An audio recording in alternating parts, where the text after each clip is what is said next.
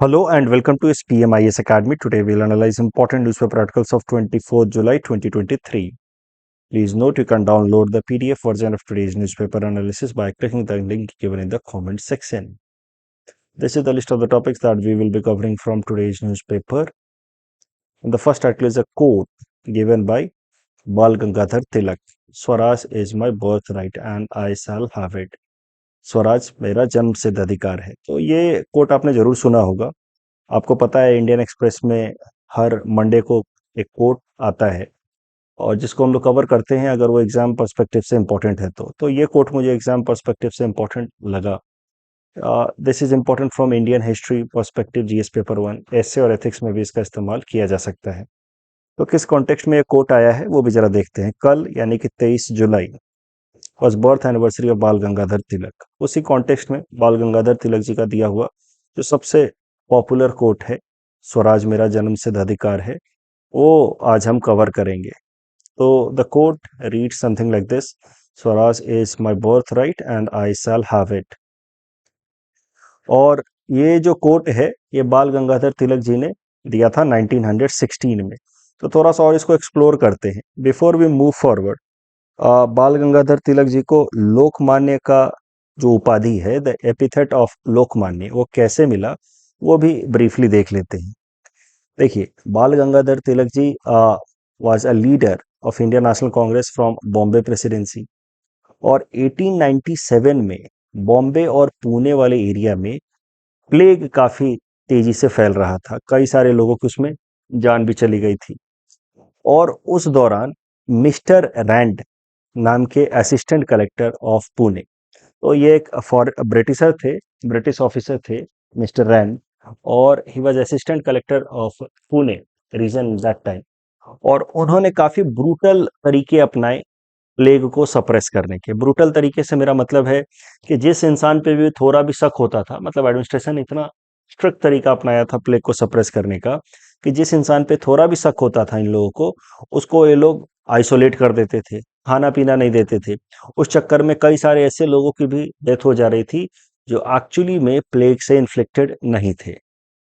तो ऐसे हालात में बाल गंगाधर तिलक जी ने mister Rand, assistant collector of Pune, इनके इस पॉलिसी को काफी ज्यादा क्रिटिसाइज किया। और उसी दौरान उन्होंने अपने अखबार, बाल गंगाधर तिलक जी ने अपने अखबार केसरी में भगवत गीता को कोट करते हुए कहा कि no blame could be attach to any one who kills an operation without any thought of reward. तो इसका सरल सा मतलब है, भगवत गीता को कोट करते हुए उन्होंने कहा कि अगर किसी जुर्म करने वाले इंसान को अगर कोई मार देता है, वो भी निष्काम कर्म करते हुए, यानी कि अपनी खुद की इच्छा के लिए नहीं, चूंकि वो इंसान जुर्म कर रहा है, गुनाह कर रहा है, लोगों को हरास कर रहा है, और ऐसे इंसान को अगर कोई मारता है तो इसको वध कहा जाएगा, ऐसा कुछ कहा। और इसके लिए उस इंसान को, जिसने भी मर्डर किया है, उसको कोई पाप नहीं लगेगा, कुछ भी बुरा नहीं है इसमें, क्योंकि उस इंसान ने ये निष्काम कर्म किया है for the welfare of others. So no blame could be attached to anyone who kills an oppressor without a thought of reward. Without any thought of reward is the Bhagavad Gita's philosophy, the most important philosophy, जिसको हम लोग कहते हैं निष्काम कर्म। भगवान कृष्ण की अगर जो सबसे इंपॉर्टेंट सीख है, कर्म करें, फल की इच्छा ना करें। तो ये कोट किया तिलक ने अपने अखबार केसरी में।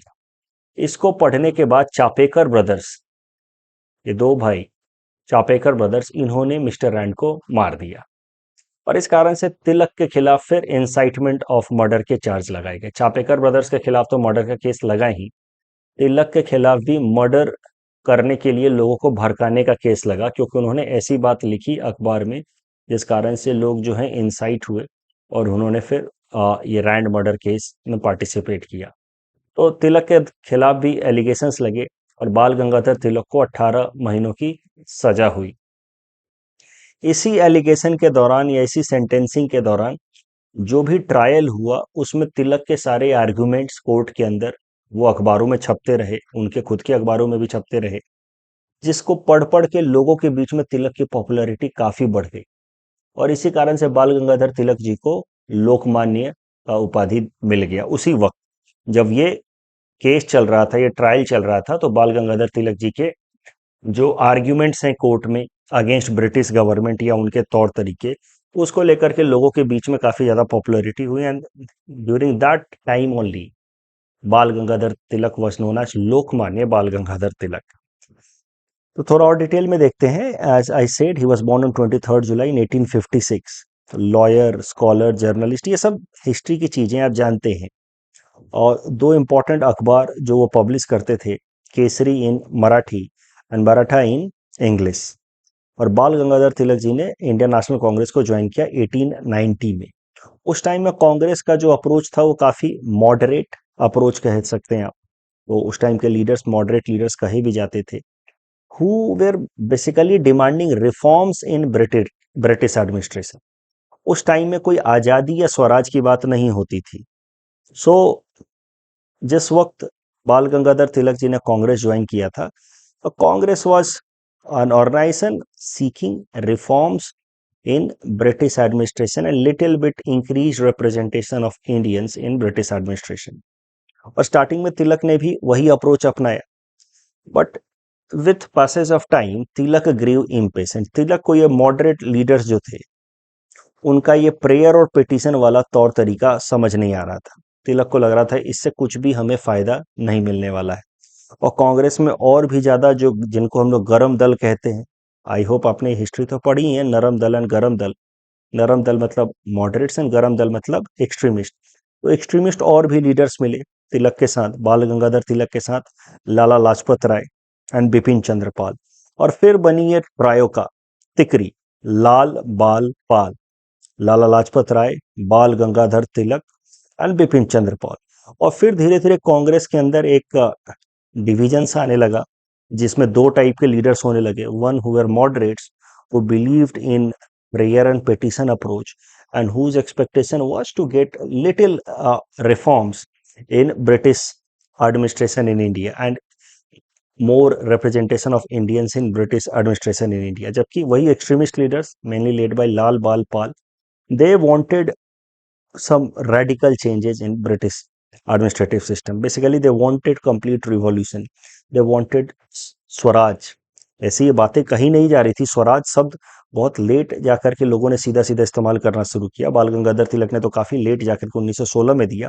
लेकिन मुद्दा ये है कि जो एक्सट्रीमिस्ट ग्रुप था, वो मॉडरेट ग्रुप के इन तौर तरीकों से और डिमांड से खुश नहीं था। एक्सट्रीमिस्ट ग्रुप वांटेड और members of extremist group wanted more for Indians as compared to the moderates। और यही कारण है कि 1907 में कांग्रेस के बीच में एक स्प्लिट आ गया, जिसको हम लोग सूरत स्प्लिट नाम से जानते हैं। Because the split actually happened in Surat session of Indian National Congress. तो सारी कहानी आपने हिस्ट्री में पढ़ी होगी। एक इंसान ने जूता उठा के मार दिया रास बिहारी बोस को, और ये सारी कहानी है, राइट। तो बाल गंगाधर तिलक और उनके जो बाकी सहयोगी थे लाल बाल पाल, ये लोग कांग्रेस से अलग हो गए 1907 में। 1908 में बाल गंगाधर तिलक जी के खिलाफ सेडिशन का चार्ज भी लगाया ब्रिटिशर्स ने, देशद्रोह का। क्योंकि बाल गंगाधर तिलक तो अपने अखबारों में हमेशा वो भड़काऊ बातें तो लिखते ही रहते थे अगेंस्ट ब्रिटिश एडमिनिस्ट्रेशन। तो because of his fiery articles in the newspapers, Bal Gangadhar Tilak was charged with sedition in 1908 and then he was sentenced for 6 years from 1908 to 1914। he was sent to Mandalay jail in Burma। 6 साल बाद जब वो छूट करके आए 1914 में, तो वापस से उन्होंने कांग्रेस को ज्वाइन किया। तो ही 1914 में वो छूट करके आए जेल से, 1-1.5 साल तक पॉलिटिक्स में एक्टिव रहे। और 1916 में, 1916 में वापस से जितने भी एक्सट्रीमिस्ट लीडर्स थे, जिनको 1907 में कांग्रेस से बाहर किया गया था, ultimately these extremist leaders joined back Congress in 1916 in Lucknow. तो लखनऊ जो सेशन था ना इंडियन नेशनल कांग्रेस का 1916 में, that was important from many aspects. एक तो यहाँ पे वापस से इम्पोर्टेंट एक्सट्रीमिस्ट लीडर्स रीज्वाइन कर रहे थे कांग्रेस को। उसके अलावा लखनऊ सेशन में ही मुस्लिम लीग और कांग्रेस के बीच में एक पैक्ट साइन हुआ, जिसको हम लोग कहते हैं लखनऊ पैक्ट, जिसमें मुस्लिम लीग और कांग्रेस ने फैसला किया कि वो मिल करके ब्रिटिशर्स के अगेंस्ट एक ज्वाइंट फ्रंट रखेंगे। आपस के डिफरेंसेस को भुला करके। सो याद रखिएगा, लखनऊ पैक्ट को लेकर के अक्सर कंफ्यूजन हो जाता है। स्टूडेंट्स को लगता है कि Lucknow pact reflects rejoining of extremist into Indian National Congress, उस कॉन्टेक्स्ट में इसको लखनऊ पैक्ट कहते हैं। But answer is no. 1916 Lucknow session में ये हुआ जरूर था, एक्सट्रीमिस्ट ने मॉडरेट ग्रुप को या कांग्रेस को ज्वाइन जरूर किया था 1916 में, लेकिन लखनऊ पैक्ट इसको कहते हैं बिकॉज ऑफ एन अग्रीमेंट और understanding between Indian National Congress and all India Muslim league. तो कांग्रेस को दोबारा ज्वाइन करने के बाद बाल गंगाधर तिलक जी ने चलाया होम रूल लीग 1916 में। Home rule league basically Irish home rule league के लाइन में ही रन किया गया, क्योंकि 1914 में जब ब्रिटिशर्स ने वर्ल्ड वॉर वन में पार्टिसिपेट किया तो India objected it because Britishers declared participation of India on behalf of British Empire also without consulting Indian leaders। तो इंडिया ने ऑब्जेक्ट किया और फिर वर्ल्ड वॉर वन के दौरान इंडिया के जो इंडियन नेशनल कांग्रेस के लीडर्स हैं, दे डिसाइडेड कि they will run a home rule league whose ultimate goal will be to achieve Swaraj for India and that would be in line with the Irish home rule league. लेकिन home rule league को लेकर के कि कैसे उसको run करना है, क्या उसका तौर तरीका होगा, उसको लेकर के बाल गंगाधर तिलक और एनी बेसेंट, इनके बीच में थोड़े डिफरेंसेस रहे। दो both of them wanted to run home rule league, लेकिन कैसे रन करना उसको लेकर के डिफरेंसेस रहे। इसलिए दोनों ने फिर मिलकर फैसला किया कि वो अपने अपने तरीके से दो अलग अलग होम रूल लीग चलाएंगे। बाल गंगाधर तिलक जी का होम रूल लीग पहले स्टार्ट हुआ अप्रैल 1916 में, स्टार्टेड फ्रॉम बेलागावी, जबकि एनी बेसेंट जी का होम रूल लीग स्टार्ट हुआ सितंबर में from Madras in the same year 1916। तो ये एक अलग कहानी है।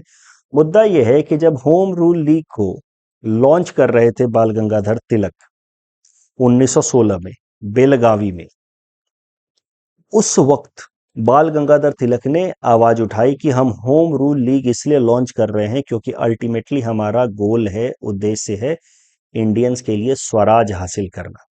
By swaraj Bal Gangadhar Tilak actually meant dominion status for Indians, मतलब ओवरऑल ब्रिटिश एम्पायर के अंदर रहेंगे, but for all other practical purposes we will enjoy complete autonomy और इंडिपेंडेंस। जैसे आज ऑस्ट्रेलिया है, it enjoys dominion status under British Empire.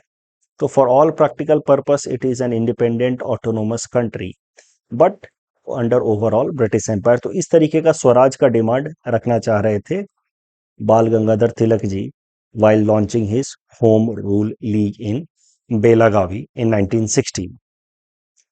तो उसी कॉन्टेक्स्ट में कई सारे लोगों ने प्रश्न भी उठाया, बाल गंगाधर तिलक जी से क्वेश्चन भी रेज किया कि सर क्या आपको सच में लगता है कि Indians are capable of ruling themselves.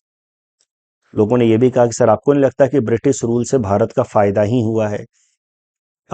कई सारे टेक्नोलॉजिकल एडवांसमेंट हो रहे हैं, जैसे कि रेलवे या फिर political ideas, concepts of rights, laws, rules regulation, rule of law, ये सब कुछ ब्रिटिशर्स हमें इंट्रोड्यूस कर रहे हैं। तो डोंट यू थिंक कि Britishers should be allowed to rule in India with little bit of changes, but Indians are not ready for self rule या स्वराज। ये प्रश्न रखा गया बाल गंगाधर तिलक जी के सामने कि क्या आपको लगता है कि इंडियन स्वराज के लिए तैयार हैं।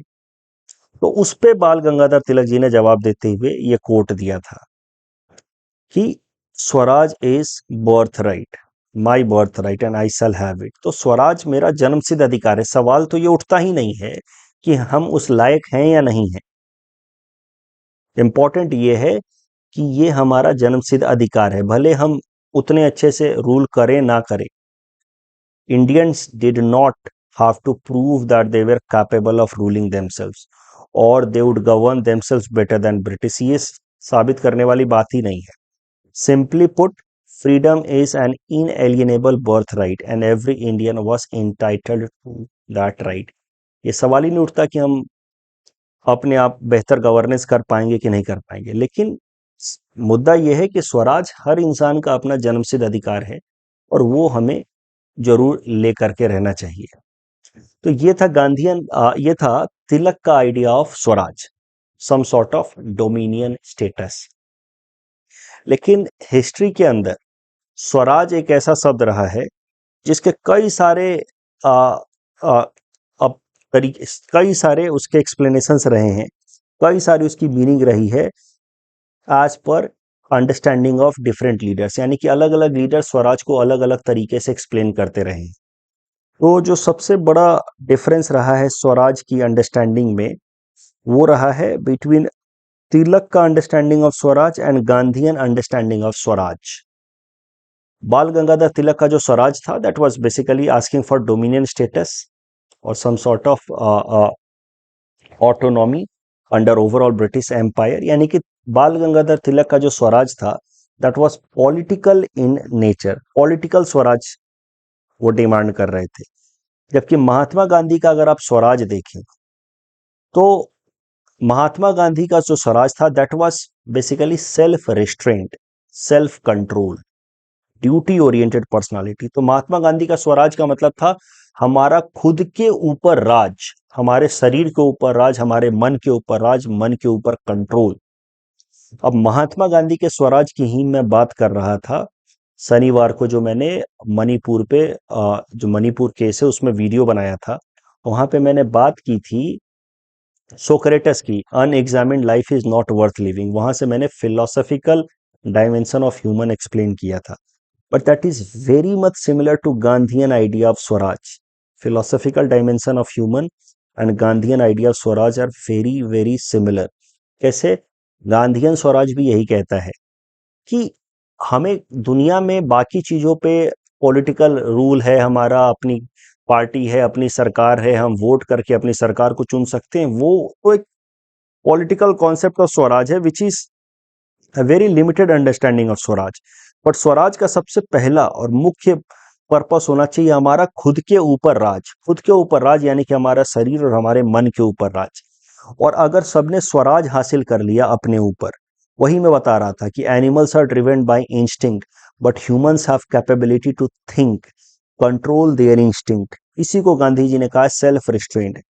और अगर सबने अपने अपने ऊपर स्वराज पा लिया, तो द कॉन्सेप्ट ऑफ पुलिस और army will become unnecessary, and हर जगह स्टेट की सरकार की जरूरत नहीं होगी, पुलिस आर्मी की जरूरत नहीं होगी। तो basically army, police, state, all they are needed as an arbitrator to resolve dispute between people, but when every person is guided by self control, self restraint, every person is able to counter their internal instincts, then automatically there will be peace and harmony in the society. जब हर इंसान स्वराज द्वारा guided होगा, तो there will be peace and harmony in society. Of course Gandhi is talking some utopian idea which is difficult to conceive in this practical world, but आप कह सकते हैं this was Gandhian idea of Swaraj, जिसको हम लोग enlightened anarchy भी कहते हैं। एनार्की मतलब no government, no army, no police, but in that anarchy there will be no randomness, no violence,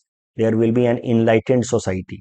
तो in a nutshell you can say कि तिलक का concept of Swaraj was a political sense में स्वराज, जबकि Gandhian Swaraj was intellectual sense में स्वराज। तो ऐसे सवाल आपसे पूछे जा सकते हैं। The connotation of Swaraj was different from the perspective of different leaders during Indian National Congress. उस टाइम में आपको ये दो मेन पर्सपेक्टिव ऑफ स्वराज के बारे में जानना चाहिए। इस टॉपिक के बेसिस पे प्रीलिम्स प्रैक्टिस क्वेश्चन हमने आपको दे रखा है। Please attend this question and you can submit the answer in the comment section. The next article is about oil imports from Russia, and this topic is also important from different paper, जैसे कि international relations के लिए भी important है, Indian economy के लिए भी important है। छोटा सा आर्टिकल है लेकिन इंपॉर्टेंट है, अच्छा है। देखिए, आप सबको मैंने कई दफा बताया है कि जब रशिया और यूक्रेन की लड़ाई शुरू हुई, उसके बाद वेस्टर्न कंट्रीज ने, यूएस लेड वेस्टर्न कंट्रीज ने रसिया के ऊपर ट्रेड सैंक्शंस लगा दी। और रसिया का जो मेन एक्सपोर्ट होता है ऑयल और नेचुरल गैस, जिससे उसकी फॉरेक्स रिजर्व की कमाई आती है, वो एक्सपोर्ट पे भी बैन लग गया, जिस कारण से रशियन इकोनॉमी को काफी ज्यादा नुकसान होने लगा। ऐसे हालात में इंडिया ने एक अपॉर्चुनिटी देखी, क्योंकि रसिया के ऑयल सप्लाई बैन करने के कारण इंटरनेशनल क्रूड ऑयल सप्लाई जो है पूरी तरह से डिस्टॉर्ट हो गया था। तो international prices were going up.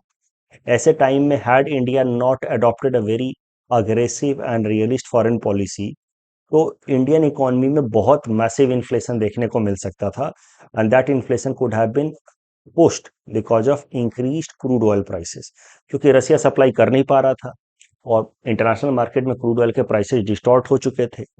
तो ऐसे टाइम में इंडिया ने काफी बोल्ड फॉरेन पॉलिसी अपनाई, जब वेस्टर्न इकोनॉमीज और यूएस के खासकर सैंक्शंस के बावजूद इंडिया ने रसिया के साथ क्रूड ऑयल खरीदना शुरू किया। और सिर्फ शुरू नहीं किया, क्रूड ऑयल का जो इंपोर्ट है वो इंडिया ने रसिया के साथ 7 to 8 टाइम्स ज्यादा करना शुरू कर दिया, बढ़ा दिया। यू सी नाउ, अप्रैल 2022 में इंडिया का export of crude oil from Russia was this, and by June we have reached to this level, which is more than 7 to 8 times. और आप देखिए पूरे ओपेक कंट्रीज से हम जितना इंपोर्ट करते थे, ओपेक कंट्रीज मतलब जितने मेजर ऑयल प्रोड्यूसिंग कंट्रीज हैं दुनिया के, उनसे जितना हम इंपोर्ट करते थे वो घटते घटते घटते घटते कम आ गया है, और रसिया से हमारा जो इंपोर्ट है वो बढ़ करके यहां तक पहुंच गया। यानी कि आज हम लोग जितना भी हमारा क्रूड ऑयल का रिक्वायरमेंट, उसका 40% रसिया से अकेले इंपोर्ट करते। ये रसिया यूक्रेन वॉर से पहले Iraq, which is an important OPEC country, ये मत सोचिए कि एक अकेला देश था ये ओपेक, ये तो ग्रुप ऑफ कंट्रीज है, मेजर ऑयल प्रोड्यूसिंग कंट्रीज में सबसे मेजर कंट्री था इराक। तो अगर कंट्री वाइज देखा जाए, leave OPEC aside because it is group of countries, country wise देखा जाए तो वॉर शुरू होने से पहले Iraq was the largest oil and natural gas supplier for India. आज के डेट में देखिए रसिया इससे काफी आगे निकल चुका है, and India's overall 40% of crude oil comes from Russia. और इंडिया ने काफी प्रोएक्टिव पॉलिसी अपनाई, रसिया से कच्चा तेल सिर्फ खरीदना नहीं शुरू किया, सस्ते दामों पे खरीदना शुरू किया, रुपी में पेमेंट करना शुरू किया। That help India to save its forex reserve also, that help India to prevent fuel based inflation in Indian economy also. अब ये डेटा देखिए आप जरा सा, ये जो डेटा है ये रेड कलर से ये दिखाता है कि इंडिया ने कैसे रसिया से अपना क्रूड ऑयल खरीदना शुरू किया इन मिलियन बैरल्स। तो मिलियन बैरल्स यानी कि ये वॉल्यूम रिफ्लेक्ट करता है कच्चा तेल खरीदने का रसिया के साथ। ऐसे करके हमारा कंसिस्टेंटली मंथ ऑन मंथ हमारा कच्चा तेल रसिया से खरीदने का जो अमाउंट है वो बढ़ा है। And this blue colour represents import from all other remaining countries of the world. वहीं अगर आप देखो तो इस डायग्राम में दिखाया गया है इंडिया ने कितना पेमेंट किया है रसिया को फॉर द क्रूड ऑयल। तो जैसे जैसे कच्चा तेल का इंपोर्ट बढ़ा है पेमेंट भी बढ़ा है, इसमें तो ये लॉजिकल बात है। पर ध्यान देने वाली बात ये है कि जितना कच्चा तेल का इंपोर्ट बढ़ा है वॉल्यूम वाइज, उतना पेमेंट नहीं बढ़ा है। यानी कि जितना हमने तेल खरीदा शुरू किया है रसिया से, उस हिसाब से हमारा खर्च नहीं बढ़ा है, रसिया को तरफ पेमेंट नहीं बढ़ा है इतना। ये इंडिकेट करता है कि रसिया से हमने कितने सस्ते दामों पे तेल खरीदा है। I hope you are getting it the idea that I want to represent with help of these two graphs, कि हमने तेल तो ज्यादा खरीदा लेकिन पैसा उस हिसाब से नहीं बढ़ाया। दैट रिफ्लेक्ट्स कि हमने कितना ज्यादा कंसेशन पाया रसिया से, रसिया से हमने डीप डिस्काउंट अटेन किया कंसिडरिंग द सिचुएशन, क्योंकि रसिया के पास कोई और ऑप्शन था नहीं। कच्चा तेल भी खरीदा, रुपए में पेमेंट भी किया, फॉरेक्स रिजर्व भी बचाया, और इंडियन इकोनॉमी में इन्फ्लेशन होने से ही बचाया। This is a very good example of realist foreign policy. Realist foreign policy is a foreign policy which is guided by the idea of pragmatism, which keeps own national interest at the top in priority list. तो ये realist foreign policy है, which does not get guided by some vague utopian ideas. तो ये purely realist foreign policy जिसमें हमने अपने interest को ऊपर रखा, right. And this is also a very classical example, अगर कभी ऐसा सवाल आता है तो प्रूव कि how foreign policy play significant role in managing Indian economy.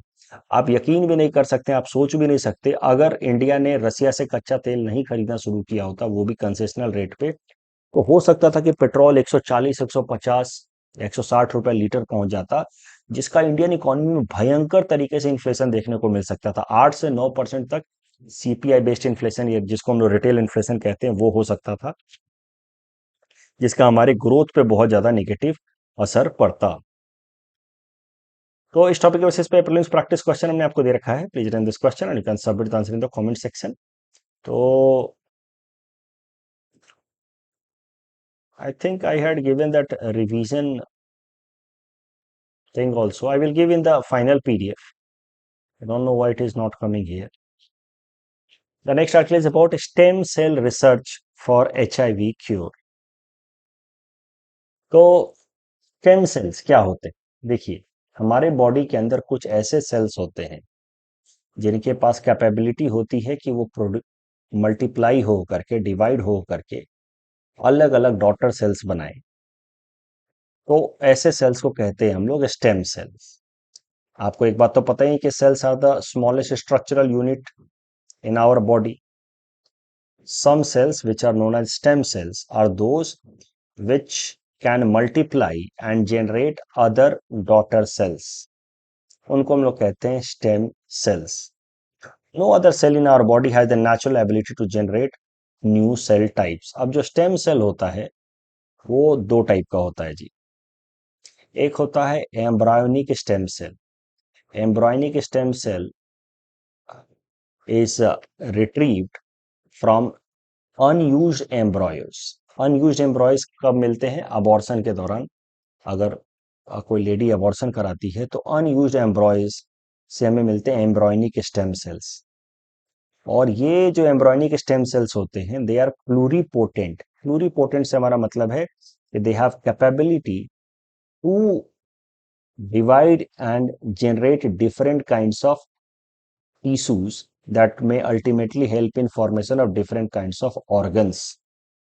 तो जो एम्ब्रॉयनिक स्टेम सेल्स होता है, जो अनयूज एम्ब्रॉयज या अबॉर्शन के मदद से मिलता है, प्लूरीपोटेंट होता है, यानी कि उसके पास काबिलियत होती है कि वो मल्टीप्लाई होकर के अलग अलग तरह के टिश्यूज बनाए, जिससे अल्टीमेटली अलग अलग तरह के ऑर्गन्स बन पाए। तभी तो एक एम्ब्रॉय जो है वो एक कंप्लीट चाइल्ड में कन्वर्ट होता है, जिसके लंग्स, किडनी, हार्ट सब होता है, क्योंकि उस एम्ब्रॉय के अंदर होता है embryonic stem cell which is pluripotent. लेकिन जब हम सब एडल्ट में कन्वर्ट हो जाते हैं तो हमारे जो एडल्ट के स्टेम सेल होते हैं उसकी प्रॉब्लम क्या होती है कि adult stem cell it can multiply and create only one kind of cell. For example, हमारा लीवर वाला जो सेल है वो मल्टीप्लाई होकर के सिर्फ लीवर सेल बनाएगा। लंग्स वाला जो सेल है वो मल्टीप्लाई होकर सिर्फ लंग्स के सेल बनाएगा। That is a problem. तो एडल्ट सेल्स, एडल्ट्स के अंदर जो स्टेम सेल्स होते भी हैं प्लूरीपोटेंट नहीं होते, यानी कि प्लूरी मतलब मल्टीपल टाइप्स के ऑर्गन्स नहीं बना सकते। तो एडल्ट सेल्स को प्लूरीपोटेंट बनाने के लिए फिर लैब में कुछ उसके अंदर चेंजेस करने होते हैं। तो एक एडल्ट सेल लिया जाता है उसके बोन मैरो वगैरह से, और उसके अंदर फिर कुछ सोमैटिक चेंजेस किए जाते हैं जिससे हम लोग उसको प्लूरीपोटेंट बना सकते हैं। तो मुद्दा यह है कि नेचुरली एडल्ट सेल जो है वो प्लूरीपोटेंट नहीं होते हैं। एडल्ट सेल जो होते हैं वो मल्टीप्लाई होकर के अपने जैसे ही सेल्स बना सकते हैं। तो ये जो फिगर है that is reflecting adult cells. Liver will lead to more liver cells, kidney will lead to more kidney cells, while embryonic cells multiply into different kind of cells। अब एडल्ट सेल्स को artificial तरीके से lab में कुछ उसमें बदलाव करके उसको प्लूरीपोटेंट बनाया जा सकता है, जिसको हम लोग कहते हैं इंड्यूस्ड प्लूरीपोटेंट सेल। जैसे इंसान के अंदर से एडल्ट सेल लिया गया, उसको इंड्यूस्ड प्लूरीपोटेंट बना देने के बाद that can turn into different kinds of organs. और यही होता है stem cell therapy. Stem cell therapy में होता क्या है कि एडल्ट सेल्स लिए जाते हैं, उसको प्लूरीपोटेंट बनाया जाता है, यानी कि इंड्यूस्ड प्लूरीपोटेंट बनाया जाता है, और फिर किसी पेशेंट के अंदर जिसका कोई एक पर्टिकुलर बॉडी ऑर्गन डीजेनरेट हो चुका है, आ, आप कह सकते हैं जो डैमेज हो चुका है, वहां पे इंड्यूस्ड प्लूरीपोटेंट एडल्ट सेल डाल दिया जाता है जो धीरे धीरे उस डैमेज्ड पार्ट को रिपेयर कर देगा। For example, in Mumbai a baby boy was injected with about 40 million stem cells that gradually developed into lungs to repair the damages that had happened inside his lungs। तो इस case में जो cell therapy इस्तेमाल किया गया उसको हम लोग कहते हैं mesenchymal stem cell therapy. Mesenchymal stem cell therapy में इस एडल्ट प्लूरीपोटेंट एडल्ट सेल को लिया गया, स्टेम सेल को बोन मैरो से, और उसको प्लूरीपोटेंट बनाया गया, यानी कि इसको कहा जाएगा adult stem cell induced into pluripotent, ऐसा कुछ किया गया होगा। और फिर उससे उस बच्चे के अंदर डाला गया जिससे उसका लंग्स रिपेयर हो गया। अब करंट न्यूज देखिए, ऐसा छठा केस है जहां पे HIV पेशेंट को ट्रीट किया जा रहा है with help of stem cell therapy. तो ये जो HIV पेशेंट है, इसको कहा गया है Geneva patient, just to protect the identity. The HIV patient has been named as Geneva patient for this particular study. तो ये जो जेनेवा पेशेंट है, इसको HIV था 1990 से ही। इसको फिर ल्यूकेमिया हुआ, ब्लड कैंसर हुआ 2018 में, जिस कारण इसको स्टेम सेल ट्रांसप्लांट कराना पड़ा। और मजेदार बात यह है कि ब्लड कैंसर के लिए स्टेम सेल ट्रांसप्लांट कराया, लेकिन स्टेम सेल ट्रांसप्लांट के बाद जो ब्लड कैंसर के लिए था, बेसिकली देखा गया कि इसके अंदर HIV के जो वायरसेस हैं उसकी संख्या भी कम होने लगी। तो डॉक्टर्स ने धीरे धीरे इस पेशेंट का HIV का ट्रीटमेंट टेपर डाउन किया, कम किया, देखने के लिए कि क्या इस स्टेम सेल ट्रांसप्लांट के कारण तो नहीं HIV कम हो रहा है।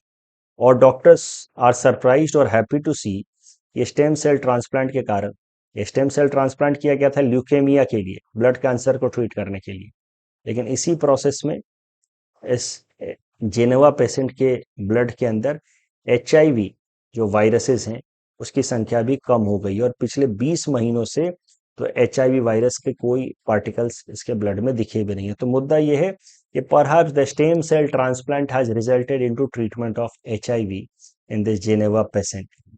बट सवाल ये उठता है कि can this stem cell transplant become a routine treatment for HIV? तो साइंटिस्ट कहते हैं कि इट इज हाईली अनलाइकली, क्योंकि दुनिया में लगभग 4 करोड़ लोग जो हैं वो HIV से ग्रसित हैं, और सबको उनका मैचिंग डोनर मिलना, ताकि उनका स्टेम सेल का मैचिंग डोनर मिल जाए और फिर उसको प्लूरीपोटेंट बना करके उनके बॉडी में इंसर्ट किया जाए, that is difficult, highly improbable.